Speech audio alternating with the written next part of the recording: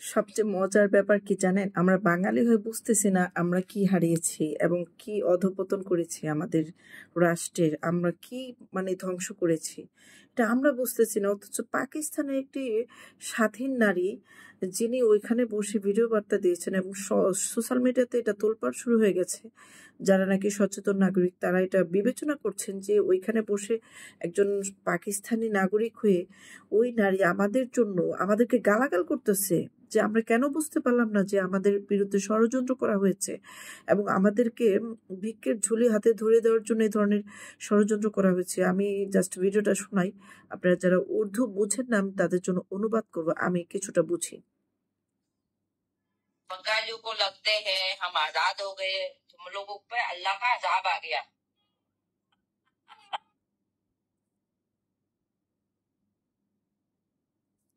বাঙালি কো লাগতা হে তুম লোগ আজাদ হো গয়া, মানে তোমাদের লাগতেছে যে তোমরা কি স্বাধীন হয়ে গেছো।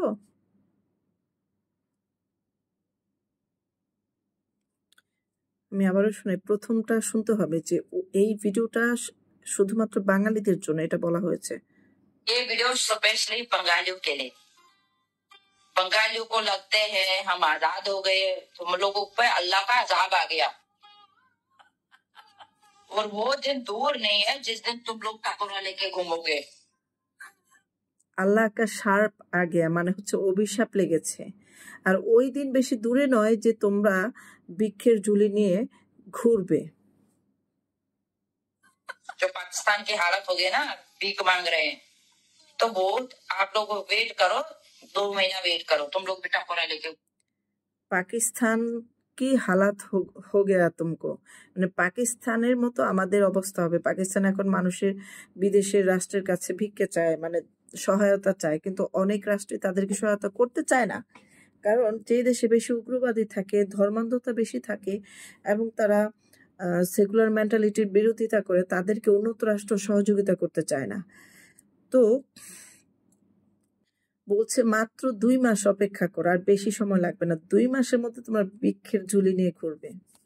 তারপর तुम लोगों को लगता है आजाद हो गए, वो आज तक बांग्लादेश में किसी लीडर ने करा नहीं है जो शेख हसीना ने करा है।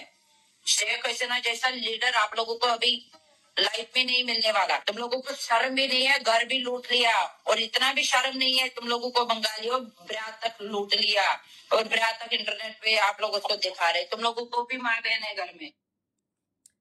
এই মহিলা নিন্দা জানাচ্ছে যে তোমাদের কোনো মা বোন ঘরে নেই মনে হচ্ছে, তোমরা ওনার অন্তর্বাস নিয়ে মানুষের সামনে নিয়ে ঘুরিয়েছো। তোমরা কত বড় নির্লজ্জ জাতি, এবং তোমরা শেখ হাসিনার মতো শক্তিশালী এবং মানবিক কোনো প্রধানমন্ত্রী কোনোদিন তোমরা পাবে না। ইভেন ওয়ার্ল্ডের একটা জরিপ উঠে এসেছে 100 শক্তিশালী রাষ্ট্রপ্রধানের মধ্যে আমাদের শেখ হাসিনা হচ্ছে ক্ষমতাসীন নারী প্রধানমন্ত্রী পুরো পৃথিবীর মধ্যে। আমরা এটা আমাদের জরিপ, আমি ব্যক্তিগতভাবে মনে করি আগামী 100 বছর কেন 1000 বছরেও যেমন বঙ্গবন্ধুর মতো শ্রেষ্ঠ বাঙালি এবং নেতৃত্ব আর কখনো পৃথিবীতে আসবে না, মানে পুরো পৃথিবীতে আসবে না। আর বাংলাদেশে শেখ হাসিনার মতো শক্তিশালী এবং বুদ্ধিমান কূটনৈতিক পররাষ্ট্রনীতি বুঝায়, মানে রাজনীতি বুঝে এবং দেশটাকে যেভাবে উন্নয়নের সিঁড়িতে নিয়ে গেছে, দুর্নীতি তো করেছে, এটা অস্বীকার করা যাবে না। ওনার দলের যে ছাগল পাগল ছিল, ওনার ভেড়ার পাল ছিল, এরা দুর্নীতি করেছে। কিন্তু শেখ হাসিনাকে যদি আলাদা করে ওনাকে ফাইন্ড আউট করেন বা ওনার সম্পর্কে ওনার ভুল ছিল না সেটাও আমি বলবো না, ভুল তো ছিলই, অসংখ্য ভুলের মাসুল আজকে আমরা দিচ্ছি, কিন্তু একদম রাষ্ট্রের স্বার্থে, রাষ্ট্রের উন্নতির স্বার্থে, সার্বিক উন্নতির সাথে। একটা দেশের সার্বিক উন্নতি কখন হয়? যখন সেই দেশের যোগাযোগ ব্যবস্থা, রাস্তাঘাট, টোটাল পুরো আমাদের যে ভূখণ্ড, এই ভূখণ্ডের মধ্যে আমরা যদি খুব দ্রুত সময় এক জেলা থেকে আরেক জেলা যেতে পারি, এক বিভাগ থেকে আরেক বিভাগে যেতে পারি, এবং সেই সড়ক যোগাযোগ ব্যবস্থা যদি ভালো থাকে, তাহলে সেই দেশ উন্নয়নশীল দেশ হিসেবে অটোমেটিকলি উপরে উঠে যাবে, যেটা হচ্ছিল এবং যেটার জন্য পাকিস্তান হিংসা করেছে যে আমাদের থেকে শূন্য হাতে গিয়ে, আমাদের থেকে স্বাধীন হয়ে একদম শূন্য ছিল জিরো অ্যাকাউন্ট ছিল, 105 টাকা পেয়েছিল বাংলাদেশ ব্যাংকে। তারপরে এই দেশ আজকে যেই অবস্থানে আছে সেটা সারা পৃথিবীর কাছে রোল মডেল, এবং পাকিস্তানি ব্লগাররা বাংলাদেশে এসে এই দেশের উদাহরণ তারা ওই দেশের মানুষের কাছে তুলে ধরতো, পৃথিবীর কাছে তুলে ধরতো। এটা আমরা অনেক আগেই দেখেছি। আমি বাকিটুকু তো শোনাই। बस लूटने में लगे है उसका घर को। तुम लोग मुनाफिक हो, मुनाफिक। तुम लोगों का अल्लाह का अज़ाब आया, 2 महीना वेट करो, भीख मांगोगे भीख। मुझे लगा था बंगालियों का दिमाग इधर होगा, तुम लोगों को बैठ जो घुटनों में है। नया बांग्लादेश नहीं है, नया कंगलादेश, बांग्लादेश नहीं है, कंगलादेश, कंगला। साला तुम लोगों में दिमाग ही नहीं है। भाई शेख हसीना को मेरी तरफ से सलूट है। तुम लोगों ने उसको मजबूर कर दिया साला देश छोड़ने पे। बट बात ये है, तुम लोगों को जल्दी पता चलेगा शेख हसीना क्या थी और क्या लीडर नहीं है। शुरू हुए पता चलेगा। আমার না কলিজার ভিতরে একটা মোচড় দিয়ে ফেলছে ওনার কথাটা শুনে। বাংলাদেশ না কাংলাদেশ, তোমরা বুঝবে এক সময় যে কেমন একজন প্রধানমন্ত্রী পেয়েছিলে, ওনার মতো মানুষ আর পাবে না।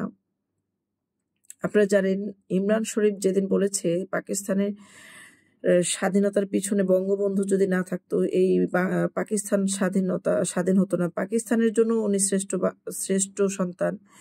পাকিস্তানের মুসলিমরা ও বঙ্গবন্ধুর জন্যই আজাদ হওয়ার সহজ রাস্তা পেয়েছিল, এবং বঙ্গবন্ধুকে শ্রেষ্ঠ হিসেবে তুলে ধরেছিল, বলেছিল যে বঙ্গবন্ধু সঠিক নেতা ছিল এবং শ্রেষ্ঠ নেতা। এই কথা বলার পরদিন থেকে ওনার উপরে যে অত্যাচার, নারকীয় অত্যাচার শুরু হয়েছে, এবং তার দৃষ্টি, তার অবস্থান, তার পরিস্থিতি আমরা কিন্তু দেখতে পাচ্ছি। ওনার উপরে প্রতিদিন অত্যাচার চলছে, প্রতিদিন ওনাকে জেলে দেওয়া হচ্ছে, মিথ্যা মামলা দেওয়া হচ্ছে, ওনাকে ক্ষমতা থেকে নামানো হয়েছে।